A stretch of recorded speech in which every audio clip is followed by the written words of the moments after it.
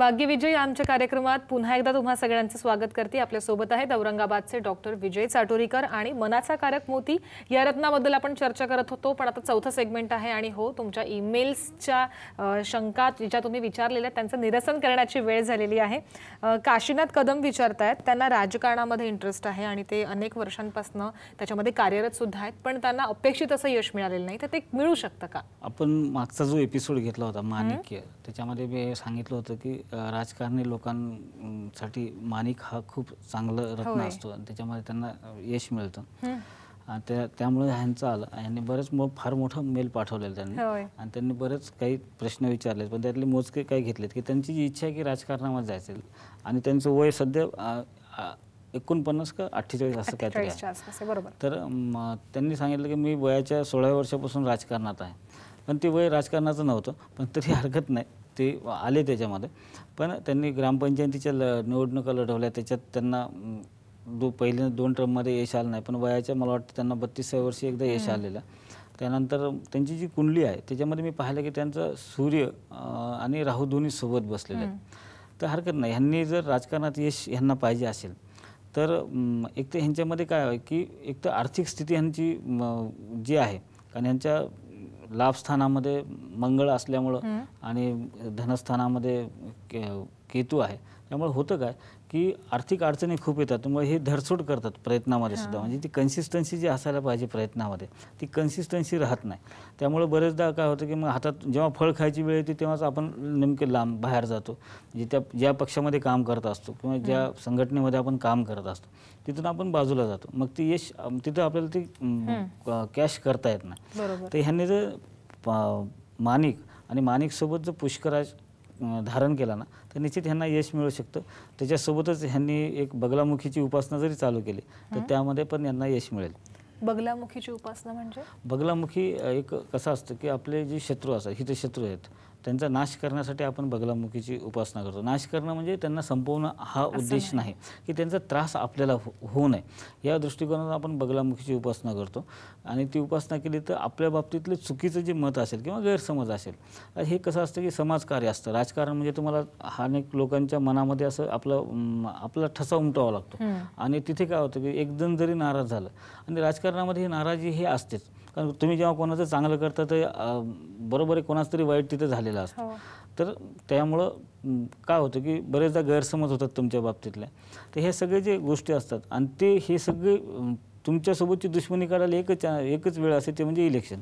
मग त्यावेळेला तुम्हाला ह्या सगळ्या लोकांना धरून व्यवस्थित समजून सांगून आणि तुमचं काय तेव्हाची भावना म्हणजे तुमची जी काही मत होतं त्यावेळेस, ज्या परिस्थितीमध्ये तुम्ही ते काम केलं हे तुम्हाला व्यवस्थित समजून सांगता आलं पाहिजे, आणि जे केलं ते किती योग्य होतं आणि याच्यापुढे त्यांच्यासाठी आपल्याला काय करता येईल ह्या सुद्धा गोष्टी व्यवस्थित कन्व्हिन्स करता आल्या ना तर निश्चित त्यांना यश मिळू शकतं। नक्कीच। अजून एक मेल जो आपल्याला आलाय तो म्हणजे मयूर बांगळे यांचा। मयूर बांगळे विचारतायत की त्यांची नोकरी टिकत नाहीये, दर 1 वर्षांनी एकतर कंपनी बंद पडतीये किंवा मग वरिष्ठ त्रास देतात म्हणून नोकरी सोडावी लागते, त्याच्यामुळे असे प्रॉब्लेम्स आहेत, तर काय करावं? एक मुळामध्ये काय की ह्यांचं जी कर्क रास आहे, चंद्राची रास आहे, चंचल स्वभाव आहे आणि मनाला लावून घ्यायची खूप सवय आहे ह्यांना, आणि नोकरी न टिकण्यामागचं कारण एक महत्त्वाचं काय असतं की जेव्हा तुम्ही एखाद्या ठिकाणी काम करत असता आणि तिथे बऱ्याच जणांचं आपल्या बाबतीत मत चांगलं असतं, बऱ्याच जणांचं चुकीचं पण असू शकतं, पण तुम्ही जर छोटे तुम्हाला कोणी जरी क्रॉस गेलं आणि तुम्ही तिथे नाराज होत असताल आणि लगेच तुमचं मन उठून जातं आणि मग तुम्ही तिथं तुमच्या जायचा इंटरेस्ट नसतो, मग तुम्ही गॅप घेता किंवा सुट्टी घेता किंवा रजा घेता, अशा वेळेस होतं काय की मग तुमचं क्रेडिटही चांगलं होत नाही, त्यामुळं आणि मग तुम्हाला ती नाईलाजाने नोकरी ती सोडायला सांगतात किंवा तुम्ही सोडतात एक तर मनस्थितीमुळे। तर ती कन्सिस्टन्सी राहण्यासाठी ह्यांना मन कठोर करणं फार गरजेचं आहे। मन कठोर करण्यासाठी मोती घालून नाही चालणार ह्यांना, तर ह्यांना मोतीसोबत ह्यांना पोवळा रत्न धारण करणं फार आवश्यक आहे। त्या पोवळ्यानं काय होईल की ह्यांची डेअरिंग पण वाढेल, हिंमत पण वाढेल आणि काही गोष्टीकडे इग्नोर पण करायला शिकतील ते, आणि निश्चितच मग पुढे चालून त्यांना एक स्टॅबिलिटी मिळू शकते। नक्कीच। पुढचा जो मेल आहे तो संगीता गाडे यांचा आहे। संगीता गाडे विचारतात की आमच्या घरामध्ये प्रचंड कौटुंबिक कलह आहे, पती पत्नीची भांडणं आहेत, कोणाचं कोणाशी पटत नाही आणि लक्ष्मी सुद्धा टिकत नाही। मुळात ह्यांच्या वास्तूचा प्लॅन आला आहे मला, मी त्यांना फोन करून मागून घेतला होता, यांनी माझ्याकडे जन्मतारीख आणि कुंडली पाठवली होती आणि त्यानंतर मग मी मुद्दाम त्यांना म्हटलं तुमच्या वास्तूमध्ये दोष आहे। पाहिलं मी ह्यांच्या घरामध्ये आग्नेय जो कॉर्नर आहे तो कट आहे, अच्छा. तर त्यामुळे काय होतं की घरामध्ये वादविवाद होतात आणि आणि दुसरी गोष्ट की आग्नेयलाच त्यांचं एंट्रन्स पण आहे. तर होतं अशा वेळेस की घरचा कर्ता पुरुष जो असतो ना तो एकदम अहंकारी बनतो किंवा स्वतःच खरं करायला लागतो किंवा त्याला कोणाचं ऐकायची मनस्थितीच नसते. त्यामुळं मग घरातल्या लोकांवर सुद्धा ती जाती होऊन जाते आणि त्यांना वाटतं की आपण ह्याच्या खाली राहतोय. तर असे जेव्हा मानसिक त्रास होते त्यामुळे छोटे छोटे कलह होतात. मुलांचं सुद्धा मत त्या आपल्या पित्याबद्दलचं चांगलं राहत नाही. तर ही फार मोठी चुकीची गोष्ट आहे. तर अशा वेळेस मी त्यांना उपाय सांगितलेत की वास्तूची जी कट आहे त्या ठिकाणी तुम्ही एकतर पोवळ्याची मारुतीची मूर्ती किंवा पोवळा नुसतं तिथं स्थापन केला त्यांनी तरी चालतं. तसंच दुर्गा बिसा यंत्र ते सुद्धा त्यांनी त्यांचे फ्रंट एंट्रन्स जे आहे त्याच्या दरवाजावर लावलेलं खूप चांगलं आणि दरवाजाच्या दोन्ही बाजूला त्यांनी स्वस्तिक यंत्र पण लावावे आणि सोबतच ह्यांच्या घरातले कलह कमी होण्यासाठी ह्यांची जी बेडरूम आहे ना ही वायव्येला आहे. ते पण पाहिलं मी वास्तूमध्ये की यांची बेडरूम वायव्येला आहे. त्यामुळे काय होतं की वायव्य ही बेडरूमची जागा नाही आहे पती पत्नीच्या, घरच्या कर्त्या पुरुषासाठी नाही आहे. ती गेस्ट रूम म्हणून करू शकतो किंवा घरच्या तरुण मुलीसाठी जे विवाहाला योग्य आहे अशासाठी देऊ शकतो आपण. स्टडी रूम सुद्धा म्हणून सुद्धा यूज करू शकतो.